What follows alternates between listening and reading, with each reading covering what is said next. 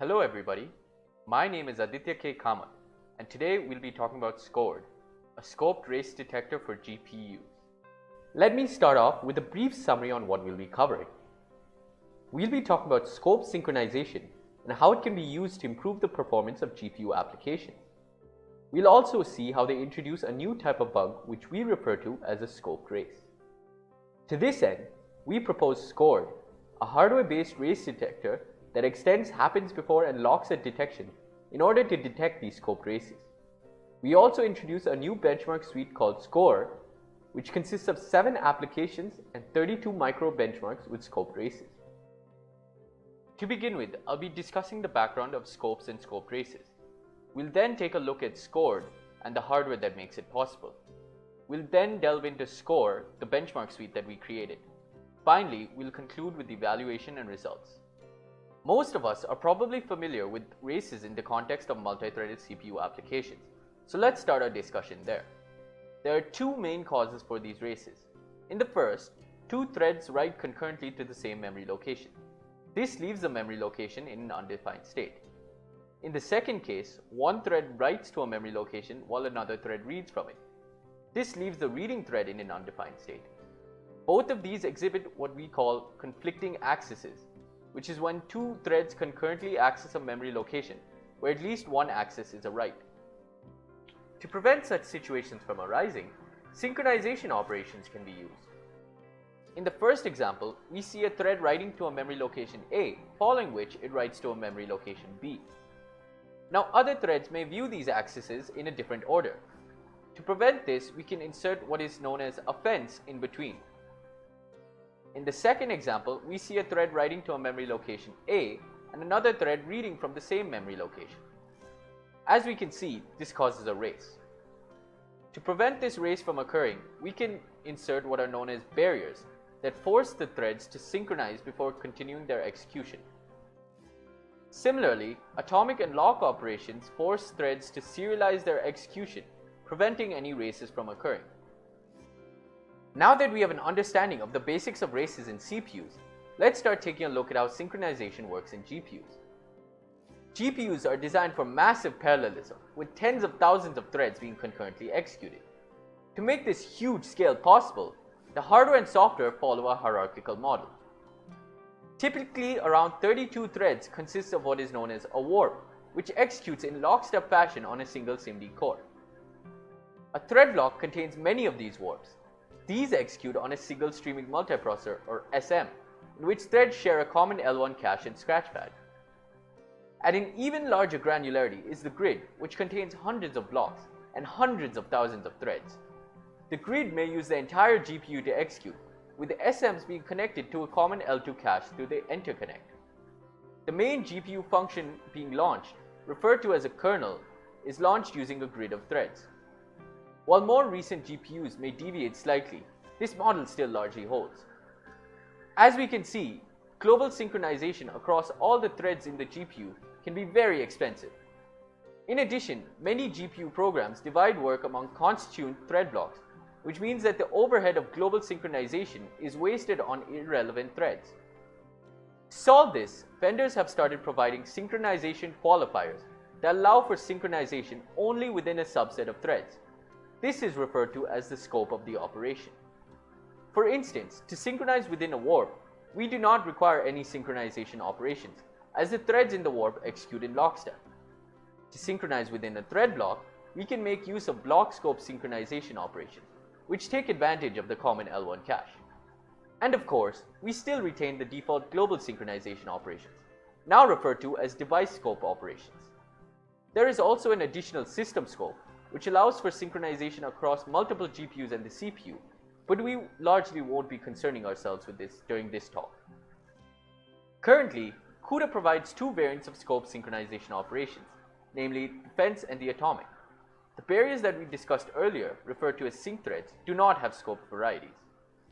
We can take the default synchronization operation of, say, thread fence and reduce it to operate only on threads within a thread block by using its block scope variety. Fences and atomics are typically combined to create lock and unlock operations.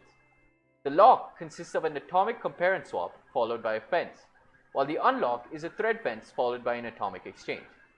Scope of such operations takes the narrowest scope of its constituent fence and atomic operations. Now let's see how scope synchronization can help improve performance when used appropriately. Let us take a case of two threads that belong to the same thread block executing, which means that they would execute within the same SM. The producer thread creates a data item, then synchronizes using the device scope. The consumer thread then synchronizes using device scope as well, before proceeding to access the same data item. As the two threads belong to the same SM, this is unnecessary. Instead, they can synchronize using block scope, which takes advantage of the intermediate L1 cache, reducing the performance overhead. For example, on a modern NVIDIA GPU, we found that the block scope atomic took around half as long to execute as the device scoped one. Now assume that these threads execute on different thread blocks, which means they may execute on different SMs as well. The producer thread creates a data item, then synchronizes using the block scope. Following this, the consumer synchronizes using the device scope. As they do not reside on the same SM, the scope of the producer is insufficient, causing what we call a scope race. In short, a scope race occurs when two conflicting axes are separated by synchronization operations of insufficient scope. Let's see how subtle scope races can arise when trying to optimize a program. Let us take the example of graph coloring, where a program tries to assign colors to the different vertices of a graph, such that two neighbors do not end up with the same color. The program divides the vertices among the executing thread blocks, giving each their own unique work queue filled with vertices. In such a case, thread blocks may remove vertices from the queue using block scope. A point may arise where one thread block exhausts its work queue, while the others still have work remaining. A common method of load balancing in such situations is to allow the thread block to steal work from another thread block's queue. Since it needs to steal from another queue, it uses a device scope operation. However, this still leads to a scope race, as the owner of the queue used block scope operations which are not guaranteed to be visible to the stealing block. We can now see that scope races can arise in non-obvious ways.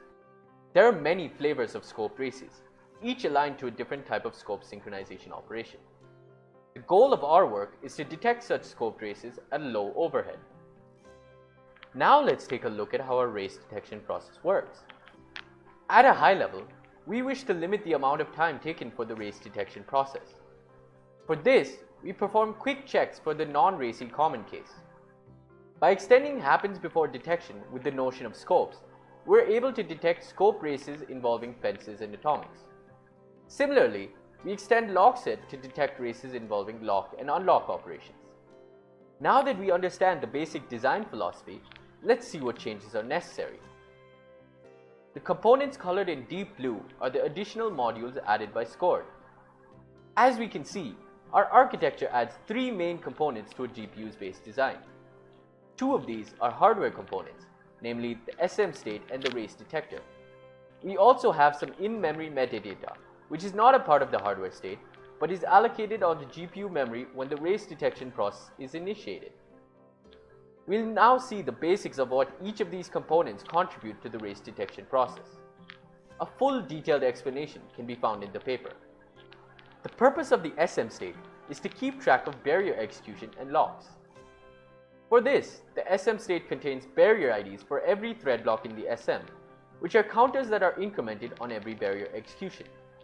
These incur an overhead of 8 bytes per SM.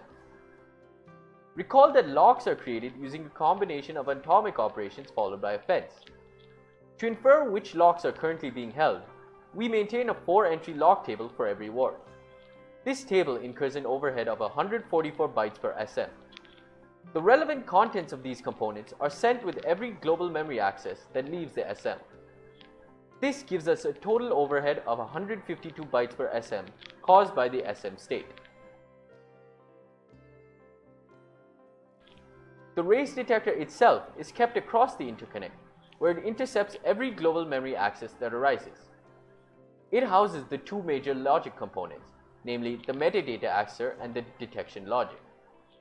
The metadata accessor is responsible for obtaining the relevant metadata entry associated with the data item being accessed, while the detection logic performs the race detection checks.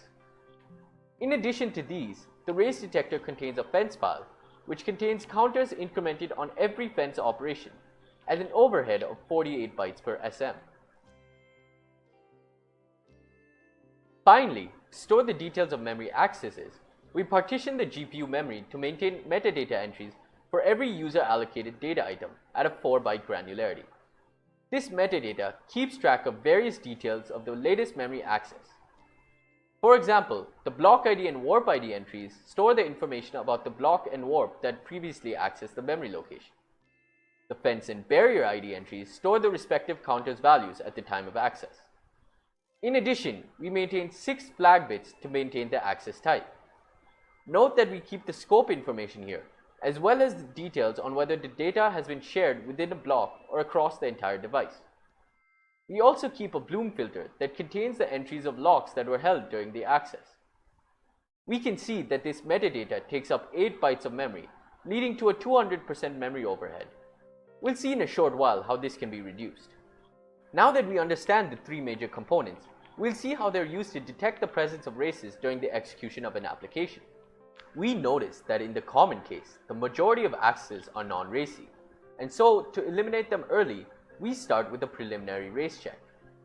The first check is to determine whether the data has been accessed before, by checking the flags of the metadata. If not, we can safely determine that a race has not yet occurred. The second check is to ensure that the data has only been accessed by a single thread, and hasn't been accessed by any other intervening thread, which can be determined by looking at the previous accessor stored in the metadata. The final check is to see whether a barrier, known as sync threads in CUDA, was executed between the current and previous access. This is done through a comparison of the barrier ID of the current access and that in the metadata. In case all these checks fail, we proceed to more detailed race checks. As an example, recall our earlier discussion on a scoped race being caused by insufficiently scoped atomic operations during work stealing. Now that we're equipped with our ScoRD hardware, we can detect such situations as and when they occur. To start, we check the status of the metadata when thread block 1 attempts to steal.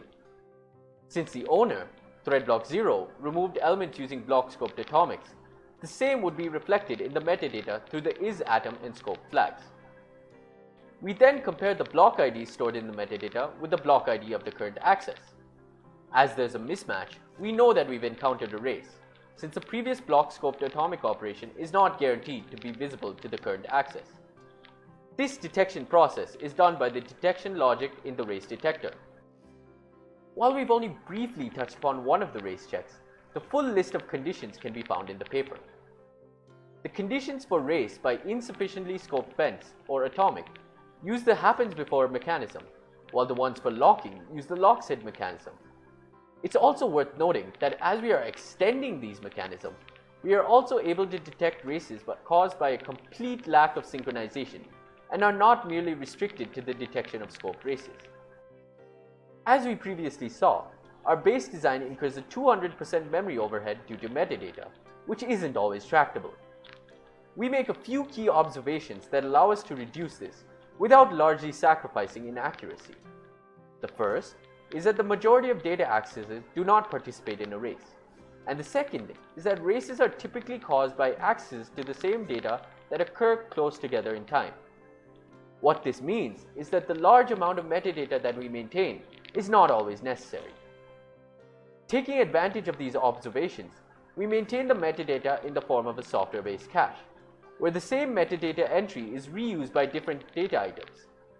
Note that this can be toggled off when a more in-depth race detection is required. We observed that a 12.5% metadata space struck a good balance between accuracy and performance. There are many moving pieces in this design, so let's try to put them all together. Our detector activates when it intercepts a memory access to the global memory.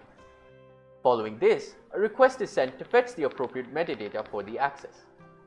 Once we receive the metadata, we perform the preliminary race checks. If any of these checks pass, we write the updated metadata back to memory and conclude our detection. If they all fail, we proceed to more detailed race checks, failure of which indicates a race. In such a case, we present the user with the instruction pointer and memory address of the conflicting access, as well as the suspected race type. Now let's take a look at ScoRD, the benchmark suite we created with scope synchronization and scoped races. One of the key challenges that we faced is that although support for scope synchronization increases with every GPU generation, its adoption by developers is still slow in catching up. To help solve this problem, we introduced an open source benchmark suite consisting of 7 applications and 32 micro benchmarks, which use scope synchronization and can exhibit scoped races. These applications cover a wide variety of domains, from irregular graph algorithms to cellular automata. The suite also contains 32 micro benchmarks broken into 3 main categories, each targeting a different type of synchronization mechanism. Now, we'll move on to our evaluation and the results that we obtained. For our evaluations, we simulated a GPU using GPGPU Sim, enhanced with scope synchronization operations. For compilation, we relied on CUDA 8 and PTX5. The table shown gives further details of the parameters used. As we can see, out of 44 possible races, our detector was able to catch 43 of them. While we did not observe any false positives during our evaluation, they can arise on the rare occasion that a hardware counter completes exactly one cycle between accesses to the same metadata. For example, we use 6-bit counters to keep track of fences executed. This means if 64 fence operations were executed between 2 accesses to the same data, the counter would appear as if no fence operation had been executed. False negatives, on the other hand, may arise if the addresses of locks in the lock table get aliased. In addition, when metadata caching is switched on, false negatives can also arise due to the aliasing of metadata. In our experiments, we observed no false positives and only one false negative caused by the caching of metadata. Now moving on to performance. In the worst case, we see that one-dimensional convolution suffers from 88% overhead. This is because of the delays caused by metadata access. On the other hand, applications with irregular access, like graph applications, show much lower overheads. On average, we see that ScoRD had a 35% performance overhead.